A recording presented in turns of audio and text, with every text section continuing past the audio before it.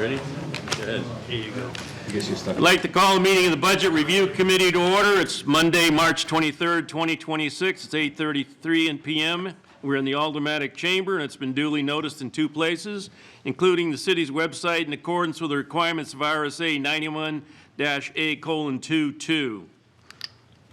The clerk, please call the roll. Alderman at Large Michael O'Brien is present. Alderman at Large Shoshana Kelly. I'm here. Alderman at Large Alicia Gregg. I'm here. Alderman Derek Theobald. Here. Alderman Paula Johnson. Present, thank you. Alderman Tim Senate, the Vice Chair. Here.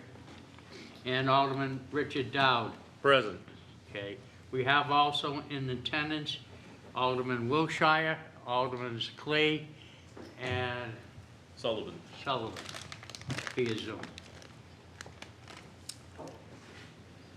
Cover the also in attendance. Okay, yeah, also in attendance is Liz Hannum, Economic Development Director, Lisa Foto, Public Works Director, Tim Cummings, Administrative Service Director via Zoom, and Chief Kevin Rock of the National Police Department, And others. and also with Chief Kenny of NPD. You're missing one. Who's that? The other chief. You can't see him. Anyway. Did I say Chief Ward, did I? Yeah, there's 3 of them. Oh, where's the third one? All right. First item on the agenda is public comment. Is there anyone that wishes to speak in public comment? Seeing no one. Communication, There is none. unfinished business.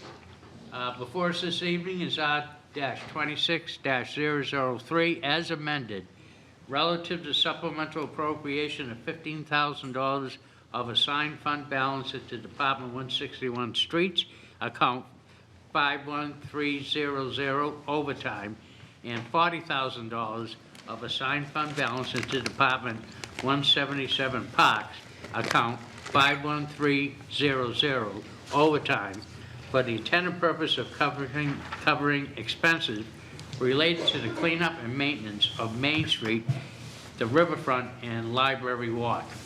Mr. Chairman, I'd like to make a motion to recommend final passage. I think we heard extensive conversation during the public hearing. Is there any additional questions from the board?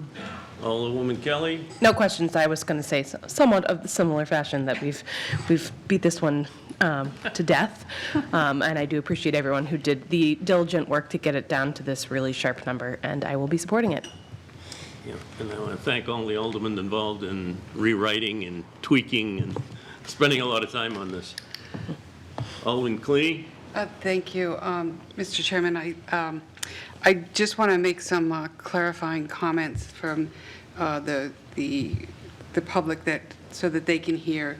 There was a comment about transparency, and I want to make it very clear that both yourself and the Chair of Infrastructure always make sure that with each of the joint committee meetings and so on, that those reports as far as spending and the where the project is, as well as through the Board of Public Works or Police Commissioner, so on. So, you know, the comment that was made that we're not transparent and we don't give updates and so on, they are given, and they're given in committees. They're not always necessarily brought forward to the full Board of Aldermen, but we, just like me here today, have that ability to go to any committee. I was on infrastructure. I was on those joint meetings, and I was on joint special.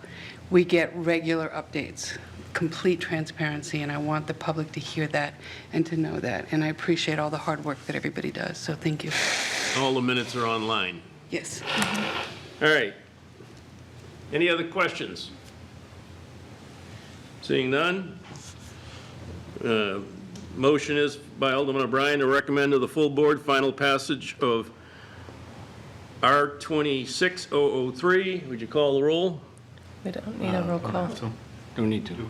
He's not on our committee. We don't He's need not to on do a roll budget. call. Oh, yeah. Everybody of our committee is Committee. present. Yes. Yes, but he's not, we He's have not. somebody online. We still have to do it. He's not in No, the yeah. budget. He's not on budget. Not on the committee. He doesn't vote. Yeah. All right. All those in favor signify by saying aye. Aye. Opposed? Motion carries. I just saved you a minute. Yeah.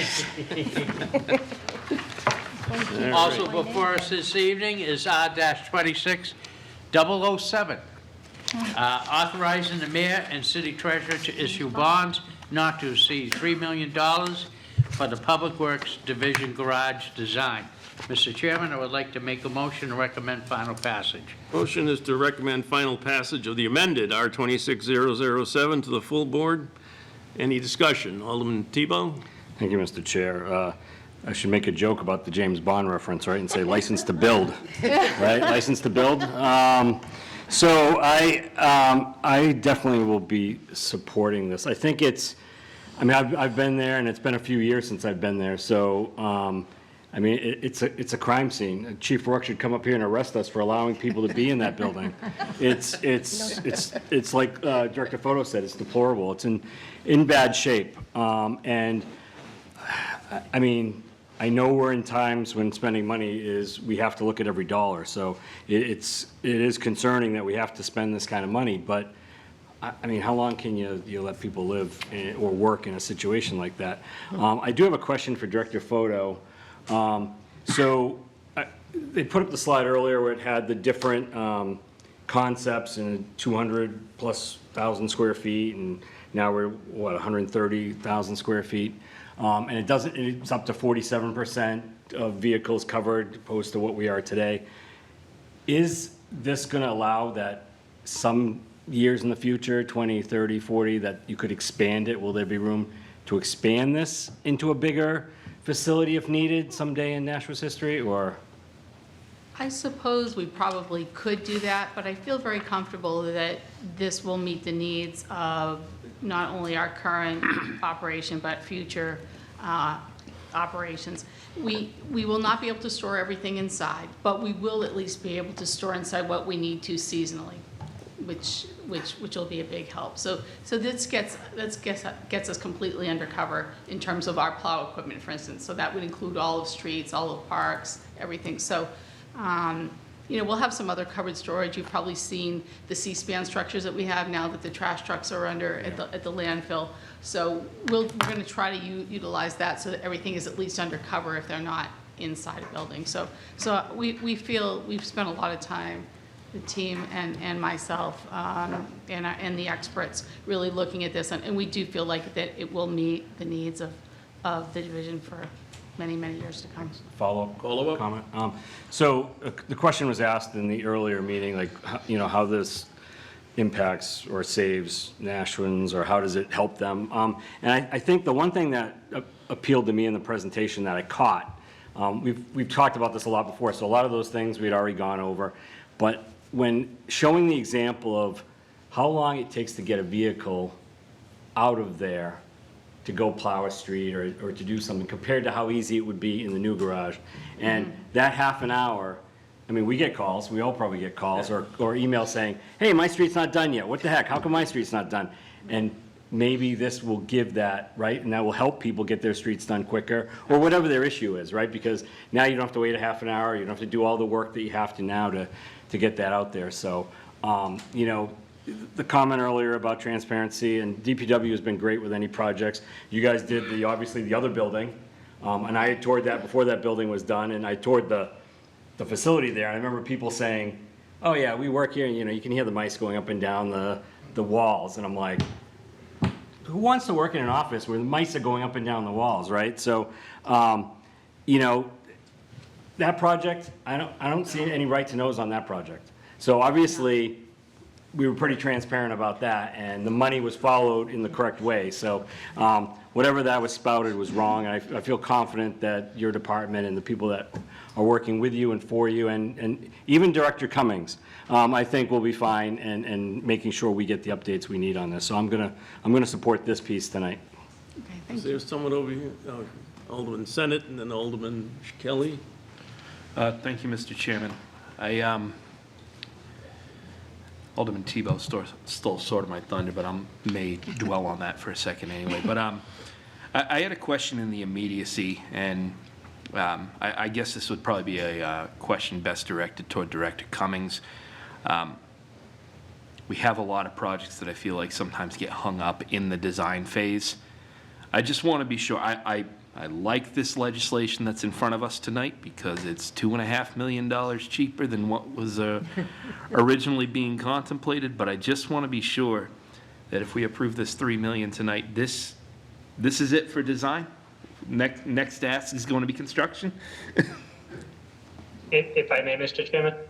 Oh, he disappeared. He's hiding downstairs. Director Cummings? Yes, thank you. I just want to be clear, yes, this would be it for design. So that's on the record. Follow-up? Follow-up? All right, so that covers my concerns here. Longer term, which I don't want to dwell on too long because we'll be contemplating construction and finalized designs down the road, but the one hang-up I'm still sitting here on is 47% of our vehicles indoors is better than 20%. I'm almost a little disappointed that for this sale price, we're not getting more indoors. I know we've got a lot. You know, I've looked at other projects. I think one of the firms involved in this did the one down in Lexington several years ago. Lexington and Nashua aren't apples and oranges, but was a higher number of our vehicles indoors contemplated, and what was the cost difference on that? Like, to get us at least over that 50% threshold, was that considered at all? Was it just too cost prohibitive? Anybody who can speak to that? Yeah. So Director Voto? when we looked at this, we tried to pare it down to a point that we thought we could operate efficiently within, but that was still a fair number for the Nashua taxpayers. And that's really, and you saw Rob Pernier's slide where he showed, you know, that in a perfect world, what we would have liked, and then what we felt like we would be very comfortable operating within. Now, as I mentioned, the goal is to have everything at least undercover, and that might be cold storage, but still undercover, so it's, you know, it's out of the snow and ice and all of that. That's the goal. We're a good ways towards that now because we do have some of those C-span structures that we will be utilizing. So we'll have a good portion of our equipment will be at least undercover, if not in minimally heated storage. Could we build a bigger building? Of course, and we certainly could come back to you with those numbers, Alderman Senate, if you'd like us to produce that, just for comparison purposes. I think it's more just a sticking point than anything. You know, you look at a big ticket price like that, you're hoping that you get more than 47% of the vehicles indoors. Again, it's still better than 20, and you know, obviously a long time coming, given the state of that garage. You've taken me through there before. If I could, one final question. Just along that same line of thinking, we were presented with a cost-benefit analysis, which I was really happy to see because that's something that a few of us were asking for last year. Right. Those numbers, I just want to be certain, are specific to Nashua and specific to this particular arrangement that we're looking at in regard to moving 47% of our vehicles indoors. Those numbers are tied to that configuration. That's correct, yes. All right. Yes. Thank you so much. Yes. Alderman Senate, I did want to mention one other thing to you, too. When, and this is actually something that, that Commissioner Gregg mentioned that he thought was important, and I think it will be for what you're saying. The 67 vehicles that we have indoors now, they are like stacked. I mean, you can barely, you saw the picture that we had. You can't even walk through those. This would allow us to have the vehicles sort of stacked in spaces so that we can operate much more efficiently. So we could fit a lot more if we stack them like we do now. We could probably fit, you know, probably another 50 or 60, but we wouldn't want to do that because what we want to be able to do is get inside the building and have our operation run more efficiently than it does now, so that an employee can get it in their truck, back out, drive out and start plowing, rather than having, somebody's in the third truck and then they've got to wait for the first two trucks to get out, and, it's very cumbersome to operate the way we're trying to operate. So, so that's another factor too, that. Yeah, know if I that's helpful appreciate here or the, no, I do appreciate the flexibility, and to make the world's worst analogy, as somebody who's implemented new ERPs, let's not buy something new, fancy and shiny, and then recreate the same problems that we have with something new, so. Exactly, yeah. Thank you. You're welcome. Just one question, Director Fota. Does Sure. the number of vehicles we're storing inside include the ones in the maintenance bay? No. No, so there's some There would vehicles be that could be some- stored in there as well. There will be, That are being yes. maintained. That's So correct. There's a few more The 170 vehicles. vehicles that we would store would just be in the storage building. That's a good point. There will be additional vehicles stored in the fleet area. You're correct, Alderman Dowd. Alderman Kelly? All right, thank you. Just thank you to everyone for the previous presentations in the public hearing. It was very thorough. Some of the cost analysis was stuff that, was really helpful for, I know me. My questions are actually directed to the gentleman who put up the sustainability slide. Couldn't remember your Don name. Leclerc. Thank you. So I'm on the Energy and Environment Committee, and we've done multiple pieces of legislation about our goals. So I had a few questions around some of the sustainability.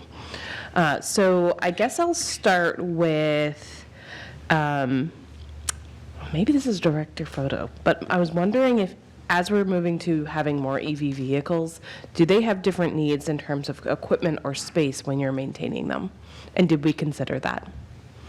Yeah, when you're maintaining them, they definitely have different needs, and the current fleet building is being designed to be able to handle the electric vehicles in the bays. Yeah, so we have, obviously have charging stuff that's inside, but they have different ventilation requirements and things. We also have sprinkler systems and things that can handle that kind of stuff. So the building is being designed to be able to maintain EV vehicles as well. So, If I could follow up. Follow up? Thank you. The other thing you mentioned, I think it said it was, you're going to place the stuff to put chargers in, but will there not be any at all to no, start? There will be a significant number of chargers, I think enough for the current vehicles. They don't have a huge EV fleet yet. I don't know how many vehicles there are yet. But so we're putting in a bunch in the front right now, but there'll also be, the infrastructure's all there to just kind of add them as we need them. And then one more follow-up, if I could. Sure. I think the other thing you mentioned was solar. It'd be equipped for solar, but we will not be putting solar in from the beginning. Correct, yeah. I mean, solar right now, is still, there's multiple kind of funding mechanisms for solar, and I know it, putting them into the project in the capital cost at the front is Like is owning them, not yeah. that common at the moment, because there's opportunities for development of solar and power purchase agreements and all kinds of different ways of going about it. So what we want to do with this building is make it flexible enough to be attractive to all the various kinds of ways that you might go about implementing solar. Even as much as how we're putting things on the roof and making sure we have optimum roof space, and obviously a place to just connect. So that's kind of where we're at with the solar part. So. Thank you. Our solar so far has been a public-private partnership I and know. no cost to the city, so. Yeah, until we buy them out, right? Yep, I get it. Thank you. That's what I wanted to know. Alderman Sullivan? Thank you. And I understand that I'm not on the committee, so I appreciate you taking my questions. My first question was around the slide that was shown and where you did a cost-benefit analysis, and I appreciate that, but I didn't have the presentation in front of me, so I just jotted down some numbers here, and based on the annual savings, the building will pay for itself through savings between 60 years and 108 years. But I do understand that there were some other savings that were realized, and I'm hoping that we can get a copy of that presentation. It's going to be part of the minutes. Perfect. I have a follow-up, please. Follow up, go ahead. When do we anticipate the full construction amount to be before the board? Who can answer that? I'm going to let Director Cummings. Director Cummings? Yeah, yes, can you hear me? Yes. Yes. Yeah, I can answer that. And again, Tim Cummings, Director of Administrative Services.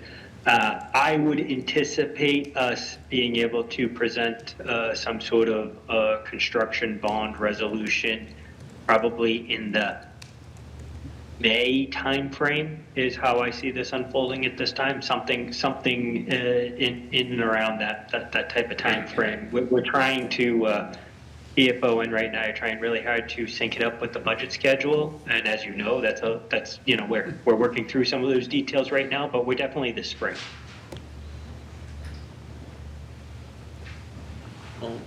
All set? Thank you. Could I have just one more, please? Go ahead. Thank you. There was a gentleman that spoke about the energy efficiencies, and there was talk about how the heat captured from the methane gas would be used to heat the building. I'm wondering if we can put a price tag on that, how much we would be saving specifically through capturing that heat to heat this building. Scott? Sure, yeah, this is Scott Leclerc again from Fitzmyer and Tachi.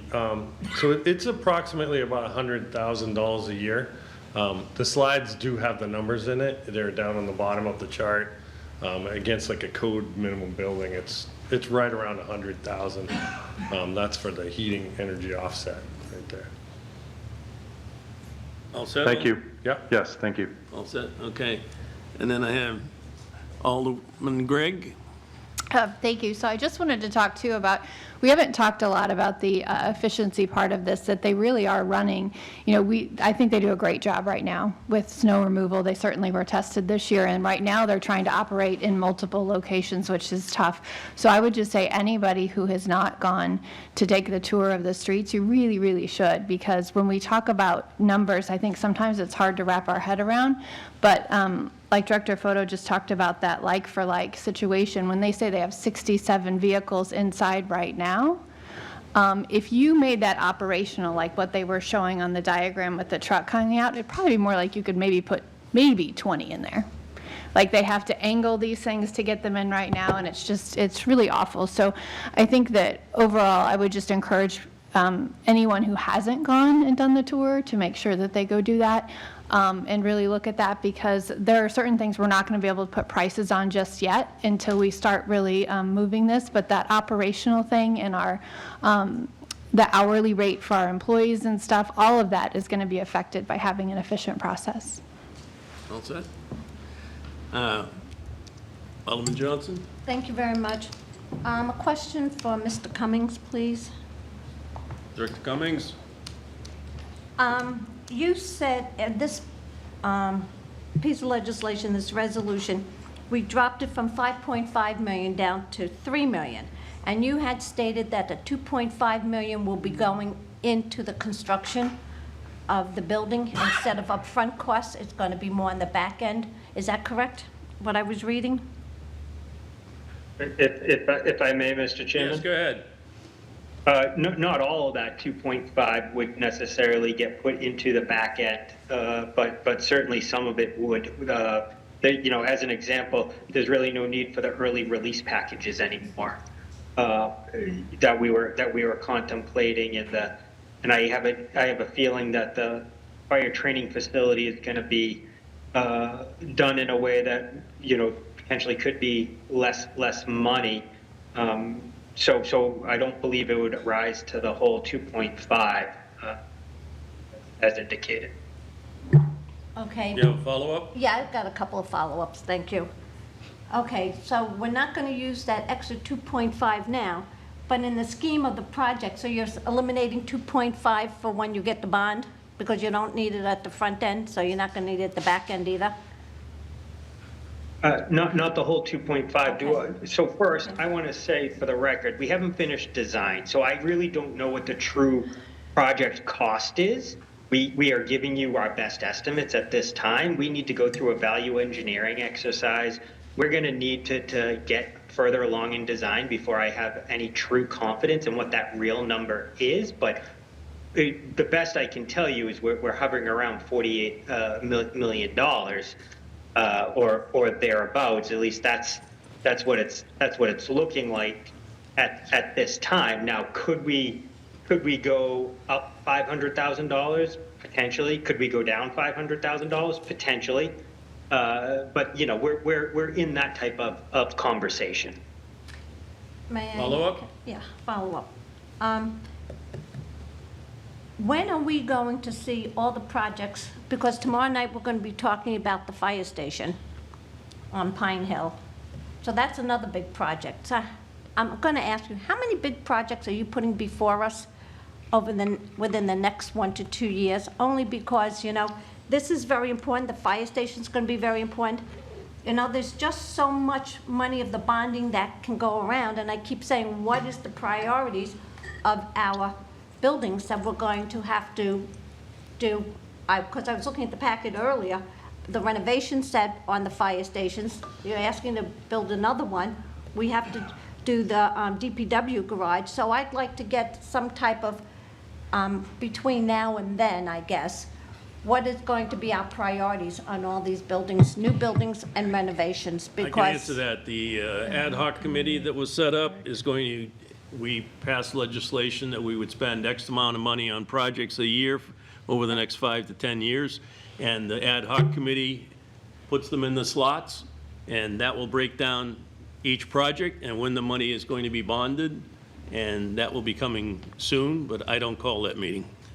okay, because I remember back when, even before I got elected, that the goal was no more than $25 million a year in bonding, if I remember correctly, because we were talking about that at the McCarthy Middle School.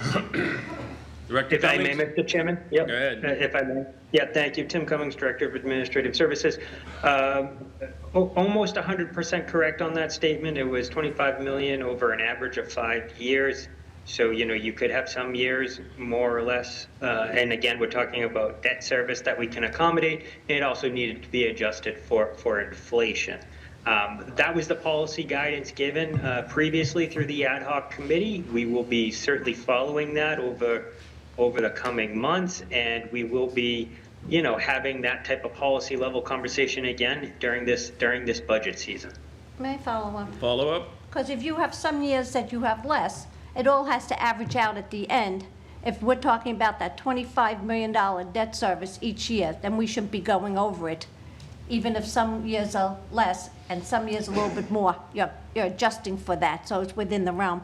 And I just want to... That's correct. Okay, so I'm glad we're on the same page. And I just want to make a comment to Alderman Gregg, because when you said about operating out of multiple locations, the garage was always there, but the administration building was in another place, so they did operate out of different locations before. I know that we want to combine it, and at this point in time, I'm probably not going to support this till I get more information. This is just for the beginning of the design phase, but I need more information. I will take Director Photo's invitation to go take a look, because I only saw a small piece of the garage. I've seen the garage before, parts of it, but I know that right now I need more questions answered. And, you know, this is a big project, more money that's being spent. I understand the facility. I know part of what the building is like. But, you know, this is a big project to undertake. Tomorrow night, we're going to be listening to the fire station, number 5. And so, you know, we've got to put all this into perspective right now, the cost factor, and how many years, if we're going to do this next year, and is the fire station going to be bonded, which year exactly is that going to happen, because everything's a priority. And, you know, it's going to pass whether I vote for it or not. And it's not saying that I don't appreciate the employees. I'm just looking at it from each perspective here, and that's what I normally do. And I usually give my reasons why I do and I don't do things. Thank you very much. Anyone else? Alderman Clee? Thank you, Mr. Chairman. I too have taken a tour. I took a tour when I became an alderman 8-9 years ago, and Director Photo and Ms. Byers took me around to all of the places within DPW. And I don't want to make it sound like our people are working under substandard conditions, but truthfully, I want to say they were working under substandard conditions. The tour that I took of the landfill and the trailers, everybody there had a smile on their face. Everybody there was kind. No one said, you have to do something. There was no anger or malice towards anybody here in this room or management or anything else like that. Everybody was very good and went with the flow because they understood the tax dollars, and they've been taking it in the shorts for a very long time. So when we say that we care about employees, we care about them cleaning up and making sure they don't get needle sticks, well, we should care about also where they're sitting and where they're working and the safety of getting around equipment, the safety within the buildings. I would never want to work in a place like that, and I can tell you, I worked at the Department of Veterans Affairs at the VA hospital in Bedford, where every day we used to joke about how fast the mold was growing behind the plaster as it would bubble up. So I know employees do. I know employees do what they have to do to do that. Comments have been made about, people wanting to leave. I think our Public Works maintains and retains their employees. And I think this is the right thing to do. I think if the average citizen went and toured this, they would not want their tax dollars to be going to this type of building. We hear over and over again, we have to maintain buildings and we have to do this and so on. I think that the city has taken on the effort of building maintenance. We are really taking that to heart. We're listening and so on. When presenters, people who work in the field say that it's going to cost more to try to fix that building or retrofit that building and still not have what we need as a minimum, I don't want to waste the taxpayers' dollars. We have a fiduciary responsibility to these residents here, and we should do the right thing by them. I'm not on this committee, I'm not going to get to vote, but I will get to vote when it does come to the Board of Aldermen, and I will be supporting this. I'm glad we're doing design, and I do agree with one of my colleagues who said that sometimes we get bogged down in design, and, will this be the last one, or will we be having more and more? The problem is, I think the reason why we get bogged down in design is because it comes to this board, and we say, no, it's too expensive, do it again, or can we cut this, or can we cut that? I think all the cuts have already been made before it's come to us as far as this cost is. So I think that this will be a good chance. I do have a question for whoever can answer this. We talked about only having a certain percentage of vehicles being able to be into the garage. And we talked, and we saw in the presentation that there's some major aspects of trying to get the fleet out there quickly because of cold starts and so on. Is it possible that during certain seasons, certain vehicles will be put in there, like for the winter, we'll have all the plows and so on, so we can get them right off? And also, that I kind of put it here as, what we often see in people who have children and so on, where you're kind of moving the cars around. Will that be something that we'll be doing with these garages? See, we can only have 47%. Yes, absolutely. Alderman Clee, that's exactly what we'll be doing. We will be, in the wintertime, all of our plow trucks will be stored inside, so we'll be ready to go. We can transition some of those out during the summer months, so we can put some of the parks equipment that we need, again, in a moment's notice as well. So yes, seasonally, we're going to be shifting equipment. Thank you, I appreciate it, and thank you, Mr. Chairman. Anyone else? I just want to say that I get to work with the members of the Public Works Department quite frequently, and in my opinion, we have one of the best public works divisions anywhere. They go above and beyond more than you know. And the only questions I've ever gotten in the recent times is, can we hire more people for DPW so they can do more? And I mean, I say we've tried to hire additional plow drivers, but we have a problem with finding people qualified with a commercial driver's license, and we're in competition with bus companies and everybody else. So they do a great job. They act, in a timely manner and get all the work that they need to get done. And it's about time that they've been working with substandard conditions. It's about time that the city stood up and gave them better facilities to work in. And the cost savings, I think, will go substantially towards any cost of this bond. Having said that, all those in favor of R 26007 as amended, signify by saying aye. Aye. I Opposed? abstain. Abstain. What? Abstain. On what grounds? I said it at the last one. I'm working with one of the parties. Oh, okay, I've been required by council to not. all right. Opposed? One opposed, motion carries. All right, new business resolutions.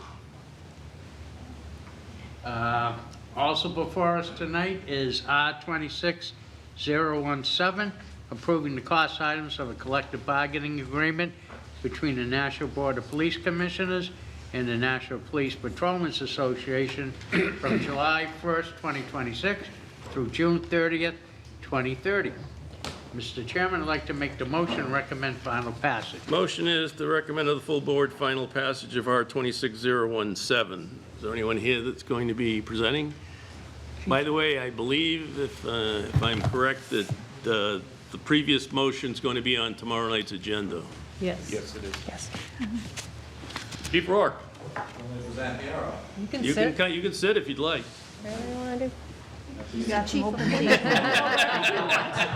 The hour is late. I want to meet Karen. Of course you are. Come on up, Karen. For the real tough questions. Yeah, right.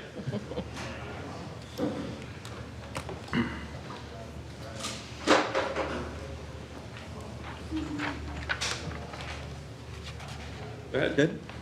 Good evening, members and good evening, Mr. Chairman and members of the Budget Committee. Thank you for the opportunity to speak with you tonight regarding the patrolman's contract. I know that many of you have already showed your support by endorsing the contract with 11 aldermen and the mayor's support. We appreciate your continued support.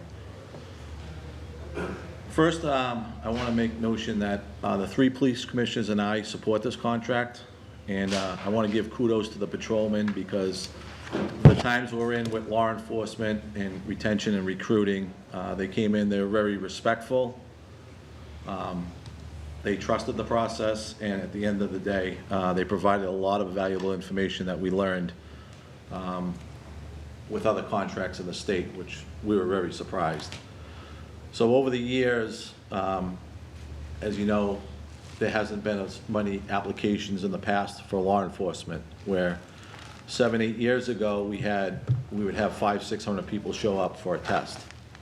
Last Saturday, or the Saturday before, we had a test and 19 people showed up. And I will say we are one of the premier organizations, not only in the state, not only in New England. I would put us up against anybody in the country. And to learn some of this information and we were taking people from us, the bigger agencies were taking officers from smaller towns. And the smaller towns, I think, got tired of, us, Manchester, State Police, Londonderry, of taking these officers. So they started paying the officers. And believe it or not, one of our neighboring communities, Hudson PD, Laconia, some of these smaller agencies, even Concord, who lost a tremendous amount of officers over the last couple of years, have now started, they're right in the ballpark with us. Actually, some of those have surpassed us, Hudson and Laconia. Laconia is still the highest paid. Even if this thing passes, they will still be the highest paid in the state. So they got tired, I think, of losing in their offices, because, I mean, it is true. To train an officer is a lot more expensive than retaining one. So we've found that out over the last 5 years. Just statistics that we've had, we've hired 79 officers over the last 5 years. So in recruiting, I think we're finding the right officers that come here. And you know, as you all know, it's not easy to get hired by the National Police Department. I will tell you that we get a lot of certified applications, and over 50% of those applications we turn away. So just because you're a certified police officer does not mean you're getting hired by the National Police Department. we have a tough standard to get hired here, whether you're certified or not. So, and we've held that standard. And that's probably why we're down 15 officers right now. So to train someone is a lot more expensive than retaining them. So when the patrolman came in a couple months ago for this contract, and they started negotiating, they negotiated with Deputy Kenny, who did a great job, Karen Smith, Tim Cummings represented, and Attorney Bolton. I can tell you that I was a little surprised of the number that they came in with. I thought it would have been a lot higher. I would thought they would have asked for a lot more. They were respectful, and they understood what the conditions in the city are and what the mayor's guidance were.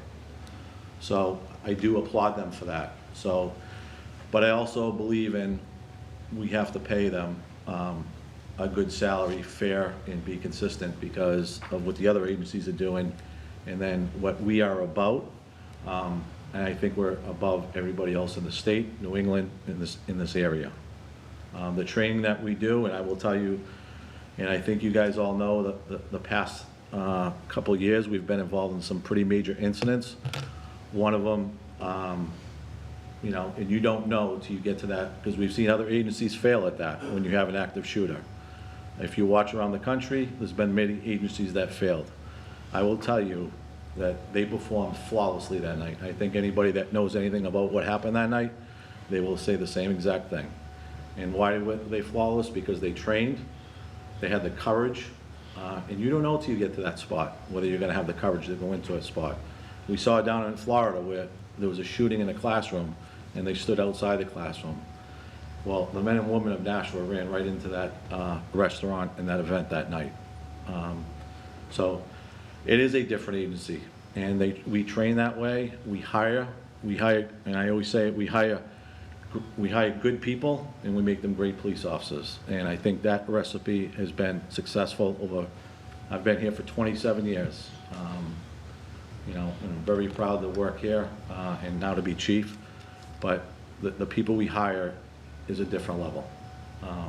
So on that spiel, just to get back that, again, when we brought this to the police commissioners, they agreed with it right away. I agreed with it right away. But in today's, you know, I think that we can all agree in today's world, policing has become increasingly complex. 30 years ago when I started, they do a lot more than we did 30 years ago. And not only the complex policing, but now add in all the technology that we have. Several of our specialty units are the best around. When there's a major incident, and you've seen the officer-involved shootings or major incidents in the state, they call the National Police Department for advice. Our policies, accreditation, we're at a standard with CLEAR. They have state accreditation, CLEAR is the next level. We have 462 standards that we have to abide by. We just got accreditation a couple months ago. Perfect score again. If you guys remember last 2 years ago when we had our accreditation, our 4-year process, we were 462 standards, perfect score. Advanced accreditation, not the straight accreditation, so we have more standards. Not only do you have the standards, but you have to show proofs that you're doing the policy of what they say. And accreditation, if you don't know that, CLEAR is the gold standard of police work. It's kind of, I say it, dumb it down, it's a playbook of law enforcement. So they provide you with a standard, you have to follow the standard, and you have to show examples that you do it. Like I said, perfect score 4 years ago. We just had our annual one this year, another perfect score. So I think in the contract, what they negotiated was mostly raises. And I can go through those raises for you. It's a 4-year contract. The first year is a 4%, the second year is a 4%, the third year is a 3.5%, and the fourth year is a 3.5%. In there, what we saw is in our first 10 to 12 years, we're doing very good standing up against other agencies. And right now, our biggest problem right now is retention. So yes, we've hired 79 officers in 5 years, but we've also lost 75.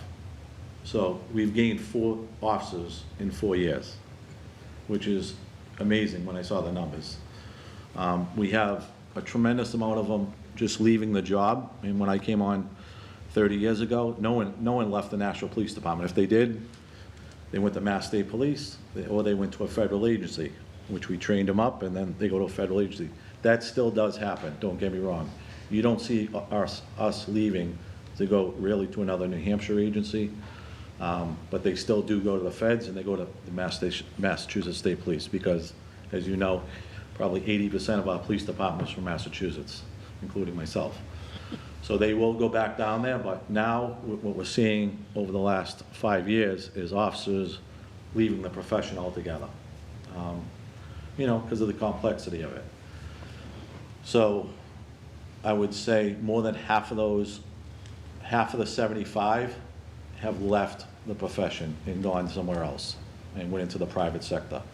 That is concerning, because we need more police officers. Recently we did an assessment with the formula for the International Association of Chiefs of Police, where you take the amount of calls for service, how long you spend on those calls, also motor vehicle stops that we conduct. We put that into a formula that International Association of Chiefs of Police has designed, and right now we should have 18 more police officers in the city, in patrol, just in patrol. That's not detectives or anywhere else in the building.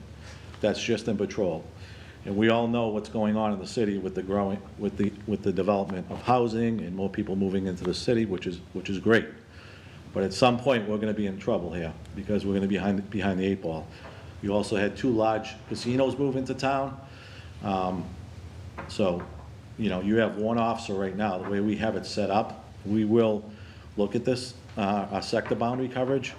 But right now, you have 1 officer that covers from the area of Tully Buick, all the way down the Daniel Webster Highway, all the way out Spitbrook Road to the Mass Line, 1 officer, and you have a cover car.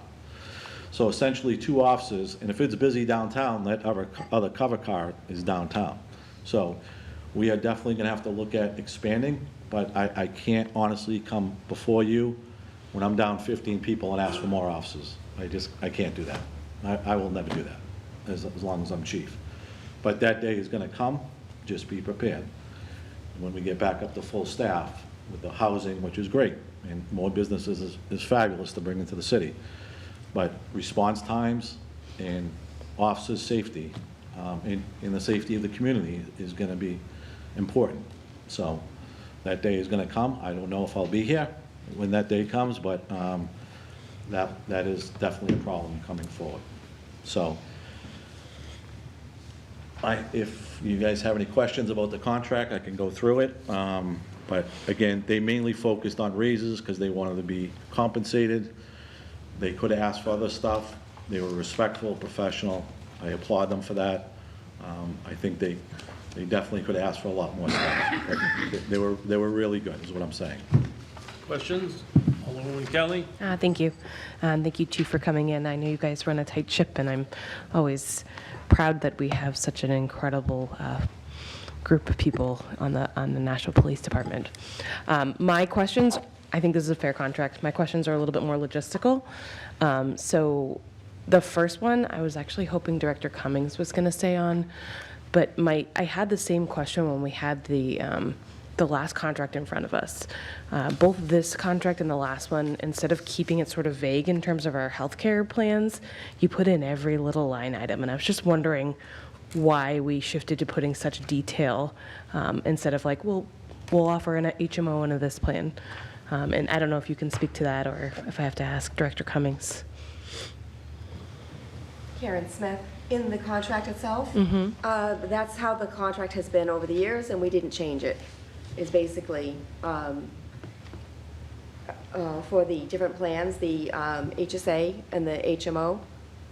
Yeah, it's a lot more detailed. I can give you a page number, for example. Page 15, we used to have just basically any eligible member will have, HMO or point of service, and we're replacing it with very specific details. Point of service, specifically what your copay will be, what your It used to be like, it has to have at minimum that, and you can see it line item in the contract. So it may not even be a question for you, because this is the second time we've seen it, but it goes very specifically into detail about what our deductibles are, and there does seem to be a clause in here that would, help.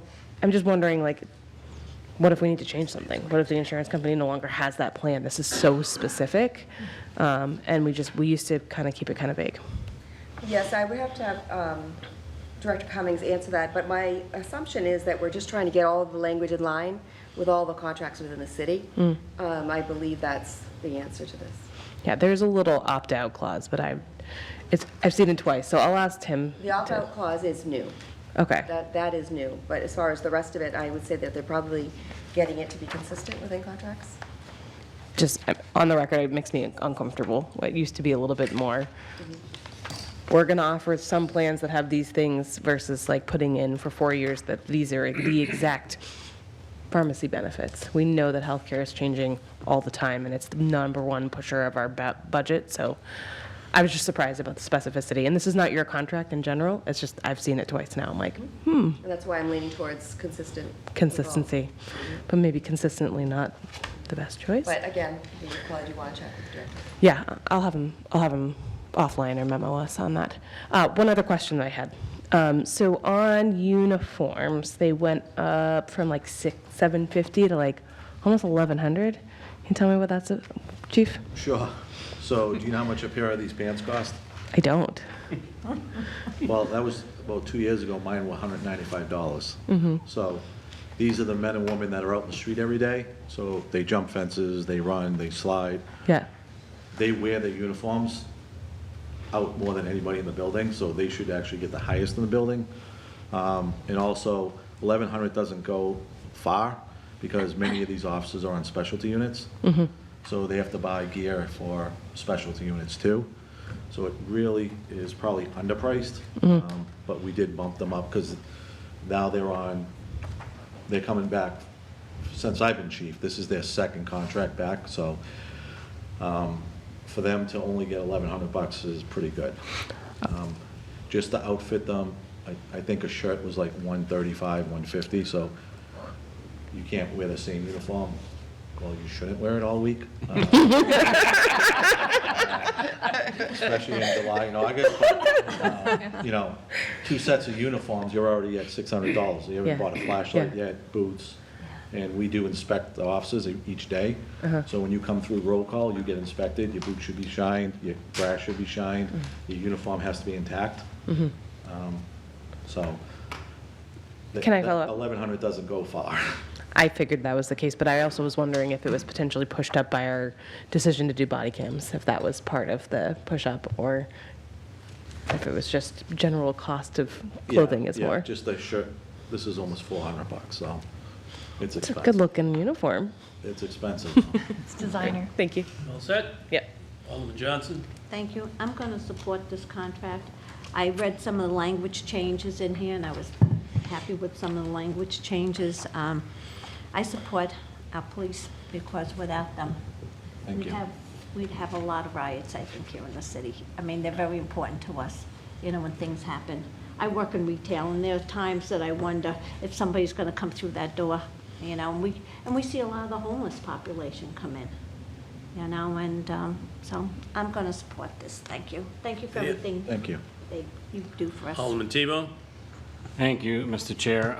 You guys know how I feel about the police department. I think we have the best, definitely best in the state, probably best in the country, or at least as close as you can to it.